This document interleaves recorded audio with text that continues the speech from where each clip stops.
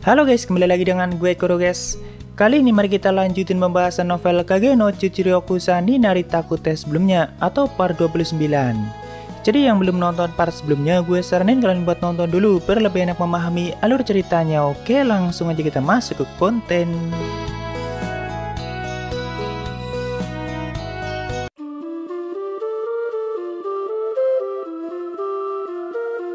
Sebelumnya, Chit telah menghabiskan malam indahnya bersama Epsilon dan juga Victoria, tepatnya di Hotel Michigoshi yang juga ada di kota Oriana. Dia mendapatkan pelayanan gratis dan tentunya yang paling VIP supaya tuan mereka puas dan bisa menikmatinya. Tapi ya dia masih sempat bertanya pada Epsilon, apakah semua ini gratis? Karena mungkin Chit khawatir jika disuruh bayar dan kita tahu sendiri, Chit lumayan susah dalam hal ekonomi. Walaupun hotel mewah itu milik anak buahnya sendiri, tapi ya memang seperti itulah Chit Kageno aka Shadow. Sebenarnya kehebatan tiada tara yang Chit ceritakan pada Epsilon dan juga Victoria lumayan berlebihan. Karena Chit sampai mengatakan dirinya hanya butuh satu jari untuk mengalahkan seorang dewa sekalipun dan banyak kehebatan lain yang dia ceritakan di malam itu. Apalagi Epsilon selalu memujinya dan sama sekali tidak meragukan tuannya.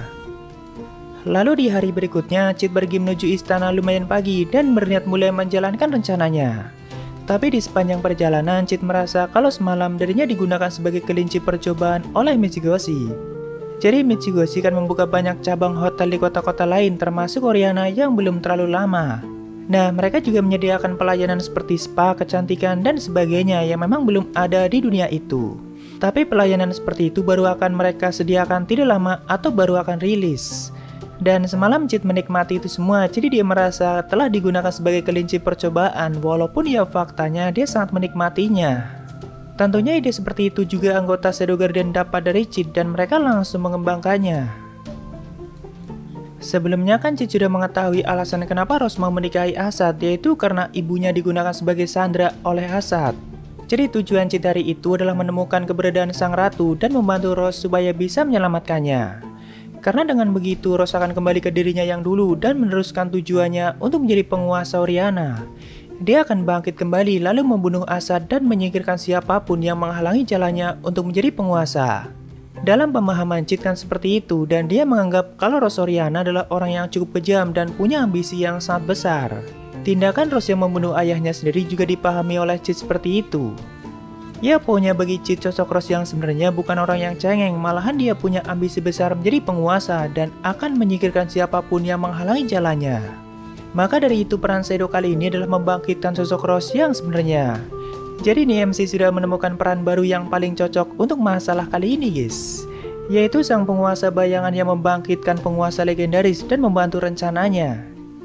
Sehingga cerita saat itu Chit sudah memasuki istana tanpa perlu izin ataupun undangan karena sedang menjadi murid Silon. Tapi jika ditanya maka Chit beralasan akan melakukan latihan piano. Tak lama kemudian Margaret yang melihat Chit langsung menghampirinya dan memberikan perhatian yang cukup berlebihan. Dia sangat khawatir dengan jari-jari Chit dan bertanya apakah kemarin jari-jarimu tidak ada yang terluka. Soalnya kan kemarin Chit sempat mendapatkan perlakuan yang buruk dari Kevin. Bahkan Margaret bilang kalau keselamatan jari-jari Chit jauh lebih penting dari nyawa Kevin karena bakatnya tidak boleh disia-siakan. Tapi Chit menjawab, aku baik-baik saja. Lalu Margaret memberitahu kalau saat ini Chit tidak perlu khawatir lagi soalnya Kevin sudah dipecat karena telah mencuri makanan yang sangat mewah. Tentu Chit bertanya, apakah kau melihat dia melakukannya? Margaret tidak melihatnya tapi dia sangat yakin kalau Kevin yang telah mencurinya dan itu bisa dilihat dari gerak-geriknya yang sangat jahat. Makanya Margaret sampai menuduhnya dan bahkan mengajak teman-temannya atau pelayan lain untuk menuduh Kevin. Cuma di momen ini gue ngakak parah pas bacanya sih, ditambah karakter Kevin yang sangat menyedihkan. Padahal dia sangat mencintai Margaret dan selalu melihatnya dari kejauhan, tapi malahan Margaret selalu mencurigainya dan dia sendiri yang menuduhnya tanpa bukti. Dan parahnya Margaret merasa sangat bangga karena berhasil mengeluarkan Kevin dari istana dan merasa sudah melindungi istana itu dari orang jahat sepertinya. Di sini Margaret yang mengetahui Chit tidak bersama Silon mulai memanfaatkan situasi. Dia mengajak Chit untuk bertemu dengan Kon Paroton, Marquis Marikin, dan sebagainya. Tapi kesannya lumayan maksa, cuma dengan sikap yang sangat lembut dan perhatian, bahkan Chit sampai menjauh atau menjaga jarak. Ya intinya Margaret sangat ngebet ingin membantu Chit memanfaatkan bakatnya dan mengenalkannya pada pianis terkenal lainnya. Seperti biasa sambil bisik-bisik dia juga mengasuh Chit kalau Silon bukan guru yang baik dan kasihan pada Chit karena cuma dimanfaatkan. Namun di saat dia mengatakan itu, tiba-tiba Epsilon sudah di sampingnya dan tentu mendengar apa yang dikatakan Margaret. Di sini sempat terjadi pertengkaran kecil antara Margaret dan Epsilon, bahkan Epsilon sampai mengejeknya sebagai wanita penggoda. Tapi Margaretnya malah sembunyi di belakang Chit sambil bisik-bisik lagi dan mengatakan, lihatlah itu sifat asli Nyonya Silon yang sebenarnya. Tapi akhirnya setelah itu Margaret pergi untuk menyiapkan makanan dan minuman untuk mereka berdua. Setelah itu Epsilon sampai menghela nafas dan tidak menyangka kalau rakyat Oriana bisa sangat tenang. Padahal saat ini kerajaan mereka sedang di ujung tanduk dan bisa terjadi perang kapan saja. Namun mereka seperti tidak mengkhawatirkan bahaya seperti itu dan lebih fokus pada seni yang mereka banggakan. Intinya rakyat Oriana sangat membenci pertarungan dan terlalu mencintai seni, dan kata Epsilon semua itu akibat Black Rose di masa lalu. Mendengar kata Black Rose di sini Chit bilang sangat ingin melihatnya, dan tentu Epsilon sempat kaget dan bertanya, apakah Anda berencana melihat Black Rose, dan Chit pun mengiyakannya. Kata Epsilon jika Black Rose sampai muncul maka akan ada kehancuran total, namun jika itu keputusan Shadow sama maka tidak ada yang perlu dikhawatirkan. Sebenarnya di sini Chit tidak tahu Black Rose seperti apa yang dimaksud oleh Epsilon dan mengira Black Rose cuma bunga yang langka. Dan Chit sudah terbiasa dengan respon Epsilon yang kadang terlalu berlebihan. Bagi Chit, Epsilon itu selalu melebih-lebihkan apapun atau responnya selalu wow banget. Padahal itu sangat wajar karena memang Black Rose sangat mengerikan. Simpelnya Black Rose itu adalah fenomena terbukanya portal ke dunia lain dan muncul sebuah monster yang sangat mengerikan, lalu menciptakan kehancuran yang luar biasa. Di masa lalu Black Rose sudah pernah terjadi dan tentunya di kerajaan Oriana yang saat itu sampai melenyapkan 100.000 pasukan Velgata, tapi wilayah Oriana sendiri juga mengalami kerusakan yang sangat besar. Lalu di sini Chit bertanya pada Epsilon di mana kamar sang ratu berada, dan Epsilon mengatakan jadi begitu, pasti tentang itu. Lalu Chit menjawab tentu saja tentang itu. Setelah mengetahuinya, Chit langsung pergi menuju kamar sang ratu sambil melewati taman, siapa tahu bisa menemukan Black Rose yang Epsilon bilang, tapi ternyata tidak ada. Sepertinya sih Chit emang serius pengen banget lihat tanaman Black Rose guys. Sehingga cerita saat itu Chit melihat Asad yang ternyata juga sedang di kamar sang ratu. Chit bisa mendengar percakapan mereka dengan jelas yang sedang membicarakan mengenai cinta sang ratu pada Asad. Jadi sebenarnya sang ratu itu dibutakan oleh cintanya pada Asad dan bahkan dia tidak sabar menunggu Asad membunuh Rosoriana. Karena setelah Asad melakukan itu, Asad berjanji akan menikahi sang ratu. Ya kurang lebih seperti itulah yang dijanjikan Asad pada sang ratu dan sang ratu sendiri sudah tidak kuat menahan hasratnya. Setelah melakukan percakapan yang lumayan intim dan mereka berdua sampai memanggil dengan sebutan sayang, Asad berniat pergi dan melakukan hal lain. Tapi sang ratu yang kesepian sampai mengingatkan Asad kalau jangan lupa datang lagi di malam harinya. Asad pun menjawab tentu saja dan sampai jumpa nanti malam. Sepertinya sih mereka berdua sudah terbiasa menghabiskan malam bersama di kamar itu dan tentunya sambil melakukan hubungan yang tidak wajar. Bahkan Chit yang melihat itu sampai bergumam iblis. Namun setelah mengetahui kebenarannya, Chit punya rencana lain yang jauh lebih menarik. Dia berniat memberitahu Rose mengenai hal itu dan menunjukkan pada Rose kalau ternyata ibunya juga seorang pengkhianat. Tapi Chit melakukan itu dengan mode shadow-nya, lalu di tengah semua itu dia akan mengatakan, aku akan membuka matamu. Baru membayangkannya saja Chit sudah kegirangan karena pastinya itu akan menjadi momen yang sangat keren. Apalagi melihat Rose yang nantinya dikuasai oleh kemarahannya akibat dikhianati oleh ibunya sendiri atau wanita yang selama ini dia perjuangkan. Lalu Rose akan bangkit sepenuhnya dan akhirnya menjadi penguasa Oriana. Ya seperti itulah skenario yang dibayangkan oleh Chit dan malam itu dia akan mulai beraksi. Sambil menunggu malam, Chit kembali mondar-mandir di istana untuk mencari Black Rose, tapi tiba-tiba dia melihat Epsilon yang sedang mengendap-endap menuju suatu ruangan. Lalu Chit berjalan ke belakang Epsilon tanpa Epsilon sadari karena dari awal Chit sudah menghilangkan hawa keberadaannya. Dan begitu Epsilon membuka ruangan dari belakang, Chit mengatakan berhenti di situ. Tentu Epsilon yang kaget langsung masuk ke mode bertarung, tapi setelah melihat wajah tuanya dia kembali tenang. Tidak lupa juga dia memuji tuanya yang bisa menghilangkan hawa keberadaan sampai sehebat itu. Dan seperti itulah Epsilon selalu memberikan respon yang berlebihan. Tapi Chit berpikir pasti Epsilon berniat mencuri harta atau benda semacam itu. Karena saat ditanya Epsilon mengatakan sedang mencari sebuah kunci yang harusnya dibawa oleh Asad. Cuma sebelumnya Epsilon sudah memeriksanya di kantong Asad dan hanya menemukan sebuah kotak kosong. Makanya dia mencari ke ruangan itu. Walaupun bagi Cheat, Epsilon cuma mencari alasan karena dia tidak menemukan kuncinya, jadi Epsilon membuka ruangan itu secara paksa. Kunci yang dimaksud Epsilon itu sebuah cincin yang sebenarnya sudah dicuri oleh Cheat, tapi kunci yang dipahami oleh Cheat adalah kunci biasa untuk membuka ruangan. Jadi di sini Cheat mengatakan kau tidak perlu mencarinya lagi, dan tentu Epsilon dengan kagum bertanya, apakah Anda sudah mendapatkannya? Lalu Cheat menjawab tentu saja. Mendengar itu, Epsilon mengungkapkan kegagumannya pada tuannya dan mengatakan banyak hal yang bagi Cheat itu sangat berlebihan. Lalu Epsilon bilang kalau begitu semua persiapannya sudah siap, sedangkan Cheat yang tidak mengerti hanya bingung persiapan apa yang dia maksud. Setelah itu mereka berpisah dan Cheat sendiri kembali ke Hotel Michigoshi untuk menunggu malam. Singkat cerita, di saat malam tiba, saat itu di kamar Rose, Margaret sedang menyiapkan makanan dan minuman untuknya. Namun tidak pernah sekalipun Margaret menunjukkan senyum atau wajah yang ceria, karena memang dia sangat kecewa pada Rose Oriana. Tentu itu membuat Rose sangat sedih, tapi ya dia paham kenapa Margaret sampai seperti itu. Sebenarnya dari kecil mereka berdua tumbuh bersama dan Rose sendiri sangat menyukai senyum ceria Margaret, tapi saat ini dia tidak pernah melihatnya lagi. Tak lama kemudian setelah Margaret pergi, Rose merasakan hembusan angin malam yang begitu sunyi dan jendela kamarnya sudah terbuka. Lalu Rose merasakan kehadiran orang lain dan saat itu dia sempat berpikir tentang Cheat, namun ternyata yang datang adalah Shadow, orang yang berada di puncak Shadow Garden, dan tentu Rose langsung menunduk lalu meminta maaf. Dia sama sekali tidak menyangka kalau Shadow akan datang langsung dan pastinya Rose yang ketakutan mulai berpikir keras.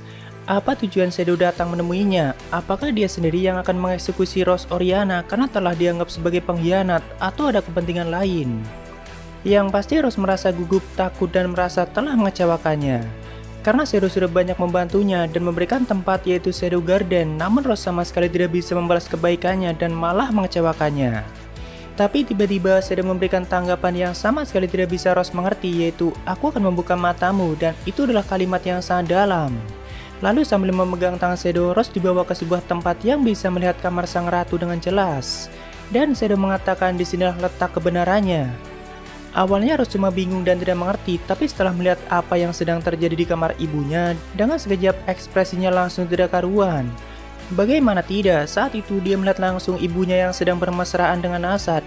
Bahkan sang ratu menunjukkan wajah yang sangat bahagia. Lampu di kamar itu juga sudah dimatikan dan hanya diterangi oleh cahaya lilin yang remang-remang. Di tengah kemesraan itu, keduanya juga sambil membicarakan banyak hal terkait masalah di kerajaan Oriana. Jadi ternyata sang ratu itu sudah sekongkol dengan Asad dari dulu dan dia juga membantu Asad pada saat mengendalikan ayah Rose dengan obat-obatan. Bahkan di sini tanpa rasa bersalah, sang ratu mengatakan suamiku sangat bodoh dan cuma melakukan pekerjaannya sebagai boneka. Awalnya niat sang ratu adalah membunuh Rose lebih dulu, tapi entah bagaimana Asad tidak setuju dengan hal itu. Karena ya memang sang ratu cuma peduli pada cintanya pada Asad dan tidak tahu tujuan Asad yang sebenarnya. Ya intinya saat itu Rose melihat dan mendengar semuanya dan tentu dia tidak sanggup menerima semua itu. Semua tubuhnya sampai bergetar dan terus mengatakan ini tidak mungkin. Namun Shadow memaksanya untuk melihat kebenaran dan gunakan pedangmu lagi untuk melakukan pemberontakan lalu menjadi sang penguasa Oriana. Tapi tetap saja Rose belum sanggup menerima kebenaran itu dan perlahan kesadarannya mulai menghilang. Tapi sebelum pingsan akhirnya Rose menyadari kenapa Victoria ngotot ingin membunuh sang ratu karena memang seperti itu. Sedangkan Shadow yang melihat Rose pingsan mulai panik karena rencana menariknya bisa berantakan. Tapi Shadow masih saja menghasutnya dan mengatakan para pengkhianat ada di depan matamu dan inilah kesempatanmu untuk balas dendam. Jika perlu aku akan membantumu, tapi ya percuma saja karena Rose sudah pingsan sepenuhnya. Dan Shadow hanya bisa menyayangkan rencana indahnya yang belum berhasil lalu membawa Rose kembali ke kamarnya. Setelah beberapa lama akhirnya Rose sadar kembali dan seketika banyak hal yang membanjiri pikirannya. Dari mulai ratusan prajurit yang telah tewas, lalu wajah sekarat ayahnya dan kemesraan sang ratu dengan Asad. Rose mulai bertanya-tanya untuk alasan apa mereka mati dan untuk apa dirinya bertarung. Karena ya ternyata wanita yang dia perjuangkan atau ibunya sendiri malah pengkhianat yang sebenarnya. Pastinya itu sangat-sangat menyakitkan baginya dan jika waktu bisa dibalikan, maka Rose ingin sekali kembali ke masa-masa dirinya masih di akademi dan menjalani hari-hari yang menyenangkan tanpa beban yang sangat berat seperti itu. Intinya di sini Rose hampir saja menyerah karena memang itu sangat berat baginya. Seperti biasa di momen seperti itu Rose teringat dengan Cheat Kageno dan tiba-tiba dia mendengar lantunan piano yang sangat indah dan itu tidak asing baginya. Dia pun keluar dari kamar dan menuruni tangga, tapi ternyata yang memainkan Moonlight Sonata bukanlah Shadow, melainkan pria yang dia cintai yaitu Chit Kageno. Rose sampai mengira dirinya masih bermimpi dan perlahan mendekati Chit untuk menyentuh pipinya dan ternyata itu memang dia. Dengan lemas Rose bertanya pada Chit, apakah kau mau kabur denganku ke suatu tempat? Dan di sini Rose juga mengatakan banyak hal yang tidak Chit mengerti. Tapi Chit bilang, aku bisa membagi duniaku menjadi dua hal, yaitu hal-hal yang penting bagiku dan hal-hal yang tidak penting. Karena mimpiku tidak memungkinkanku untuk hidup dengan cara lain dan waktu kita sangat terbatas. Maksudnya dia punya dunia sendiri untuk perannya sebagai Shadow dan juga Chit Kageno. Dan memang Chit selalu membuang hal-hal yang tidak penting baginya, makanya seringkali dia melupakan wajah dan nama orang lain yang pernah dia temui. Walaupun ya di sini Rose memahami kata-kata Chit bukan seperti itu. Dan malahan Rose berpikir Chit mengorbankan semuanya demi dirinya karena Rose lah yang paling penting bagi Chit. Di sini banyak kata-kata keren yang mereka berdua ucapkan mengenai impian, jalan hidup, dan sebagainya. Tapi ya seperti biasa keduanya mengartikannya dengan cara yang berbeda. Rose sendiri saat ini tidak tahu lagi apa yang paling penting baginya dan apa yang perlu dibuang. Dia masih belum sanggup menerima semua beban itu. Lalu setelah beberapa lama Chit kembali menghilang dan hanya tinggal suaranya yang masih bisa didengar. Dia bilang apa yang kamu lihat di dunia yang diterangi oleh sinar bulan seperti malam ini. Sosok Chit malam itu sangat mirip dengan Shadow dan tatapannya yang tajam juga tidak asing bagi Rose Oriana. Di sini setelah Chit menghilang, Rose menemukan sebuah cincin yang sangat unik di tempat duduk yang tadi Chit gunakan. Dan Rose mengira itu sebuah cincin pernikahan dari Chit lalu memeluknya dengan sangat erat. Tapi apakah Chit sengaja meninggalkannya? Tentu saja tidak, guys. Setelah kembali ke hotel dan bersantai di pemandian, dia baru sadar kalau cincin yang dia curi sudah hilang. Tapi Chit tidak tahu di mana dia menjatuhkannya. Padahal niatnya mau dia jual dengan harga yang sangat mahal. Tak lama kemudian Epsilon masuk ke pemandian dan menawari tuannya apakah mau digosok punggungnya, tapi Chit bilang tidak usah. Di sini Chit bisa melihat body mulus Epsilon dengan sangat jelas yang sebagian adalah slime. Dalam penglihatan Chit antara kulit asli Epsilon dan kulit slime buatannya itu sangat jelas. Namun tetap saja Chit selalu kagum dengan kontrol sihir Epsilon yang luar biasa. Karena untuk mengendalikan semua itu butuh kemampuan yang sangat tinggi. Sedangkan Epsilon yang merasa sedang diamati tubuhnya oleh Chit mulai tersipu malu. Apalagi Chit mengatakan kerja bagus Epsilon walaupun ya Epsilon tidak paham apa yang dia maksud. Setelahnya mereka berdua menikmati pemandian itu sambil Chit menceritakan kejadian yang dia alami hari itu dan Chit masih belum menyerah untuk membangkitkan sosok Rose Oriana yang sesungguhnya. Epsilon juga melaporkan kalau semuanya akan diputuskan di hari pernikahan dan aku telah melakukan persiapan. Tapi ya Chit mengira apakah Epsilon berniat membuat hiburan atau apa, kenapa melakukan persiapan. Dan kita lanjutkan di part selanjutnya, guys. Oke, waktunya sabar ya. Ada dari Anggoro Gatot Bendo, pembahasan novel Kage no Jujutsu Yakuza yang paling kutunggu setelah lelah bekerja sementara, Min. Thank you Anggoro dan semangat buat kerjanya. Lalu dari Viana Nechan, makasih udah tamatin pembahasan LN dan WN Kumoko ya. Sama-sama dan semoga kalian puas dengan pembahasannya, thank you Viana. Oke, itu semua dari Saveria, makasih yang udah donasi dan mungkin segitu aja untuk pembahasan kali ini. Jika ada kesalahan gue minta maaf atau kalian bisa koreksi aja di bawah. Thank you yang udah mampir, sampai ketemu di video lainnya. Salam guru guys.